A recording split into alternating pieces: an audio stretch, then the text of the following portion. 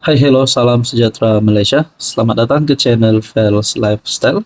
Terima kasih kerana terus setia dan terus bersama di dalam channel ini. Saudara-saudara yang saya hormati, tuan-tuan dan puan-puan. Ini satu kejutan untuk kepimpinan bersatu, kepimpinan pembangkang.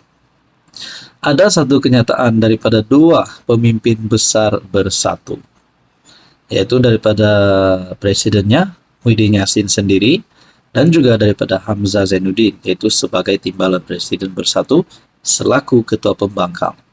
Antara kenyataan yang menjadi kontroversi dan menjadi tanda tanya bagi penyokong bersatu rasanya dan juga seluruh rakyat Malaysia. Dalam satu dapatan saya melalui FB, perkongsian daripada Razmi, siapa presiden bersatu, captionnya di situ dengan gambar di bawah, konflik kepimpinan bersatu.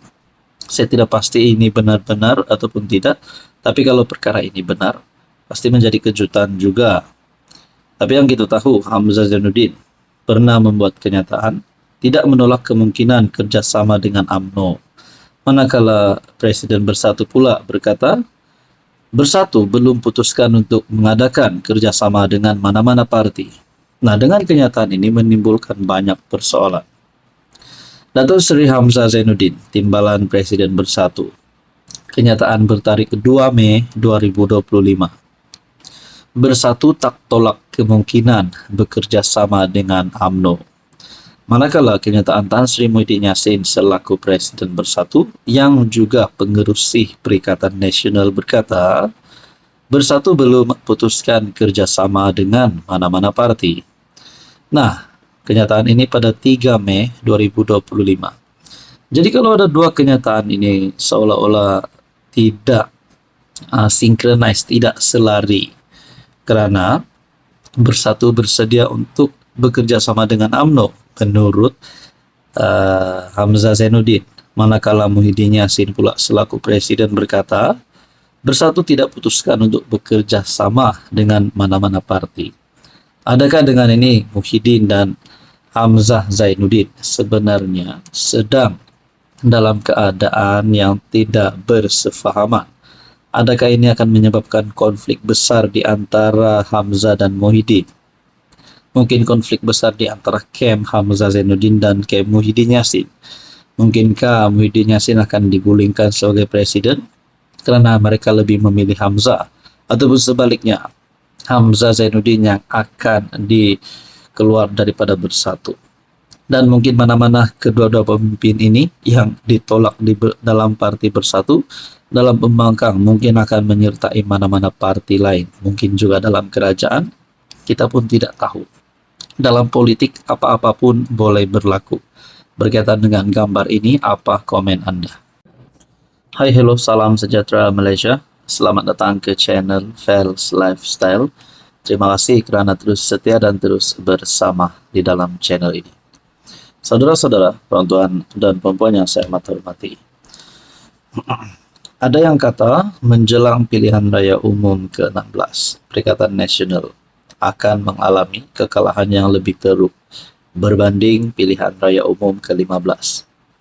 Umum juga mengetahui PRU15 yang lepas, gabungan yang paling banyak menang kerusi parlimen adalah Pakatan Harapan dan seterusnya Perikatan Nasional.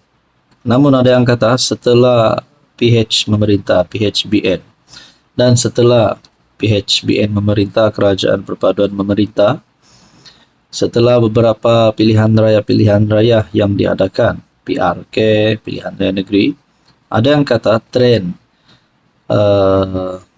penyokong PN beralih sokongan kepada Kerajaan Perpaduan.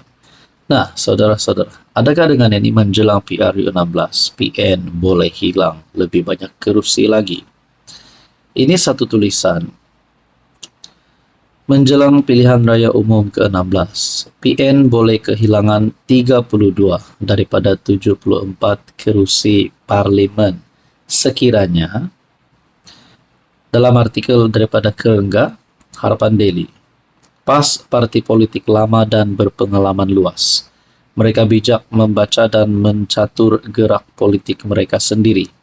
Sebab itu, Apabila berdepan beberapa isu berbangkit dalam PN, mereka kembali membuka pintu kepada UMNO. Isu-isu berbangkit tersebut bukan sekadar tentang hubungan dengan Bersatu, seperti yang saya sentuh dalam catatan lepas, tetapi juga tentang peluang mereka dalam PRU 16 nanti, menurut artikel ini. Jika situasi politik sekarang tidak perubahan dan UMNO BN kekal bekerja sama dengan PH menuju PRU 16, PN berpotensi hilang sekurang-kurangnya 32 kursi parlimen yang mereka sandang sekarang berdasarkan undi yang mereka perolehi berbanding campuran undi sedia ada PHBN. Hilang 32 daripada 74 kursi yang dimenangi dalam PRU 15 2022 bukanlah sesuatu yang diinginkan oleh PN, bahkan akan menjadi mimpi ngeri. Sebab itu, saya percaya para strategis PAS tidak akan biarkan perkara ini berlaku. Mereka adalah parti tunggal yang memenangi kursi parlimen paling banyak dalam PRU lepas. Mereka akan cuba pertahan karisma yang ada. Saya kurang sentuh tentang Bersatu kerana kekuatan sebenar akar umbi PN adalah PAS. Setiap kali pilihan raya, Bersatu hanya bergantung kepada kekuatan jentera PAS. Jika PAS memilih untuk tinggalkan kerjasama dengan Bersatu dan mereka gagal menumpang mana-mana parti dalam PRU akan datang, Bersatu berisiko hilang dalam radar politik tanah air seperti yang sedang dialami pejuang. Secara umumnya, 32 kursi yang saya maksudkan itu paling banyak adalah dari Perak, yaitu negeri tempat sedang berlangsung PRK Air Kuning. Jika PHBN kekal bekerja sama dan senario politik tidak banyak berubah, PN berisiko hilang 8 kursi di Perak, yaitu Gerik, Parit Buntar, Bukit Gantang, Padang Rengas, Kuala Kangsar, Parit, Pasir Salak, dan Lumut. Pahang pula negeri kedua yang paling banyak PN berisiko, terlepas dengan 7 kursi, yaitu di Jerantut, Indra Mahkota, Kuantan, Maran, Kuala Krau, Temerloh, dan Rompin. Seterusnya Selangor dengan 6 kursi, Melaka dan Pulau Pinang masing-masing 3 kursi, Johor pula berisiko hilang 2 kursi. Di Mersing dan paling menarik kursi yang sedang disandang oleh Tan Sri Muhyiddin, yaitu pengurus PN sendiri di Pago, juga termasuk dalam senarai. Selain itu, Kedah dan Perlis masing-masing 1 kursi parlimen, Parlimen Kulim, Bandar Baharu, dan Kanggar. Jadi saudara-saudara yang saya hormati, kalau perkara ini benar, ini bukan pasal lompat parti ke apa.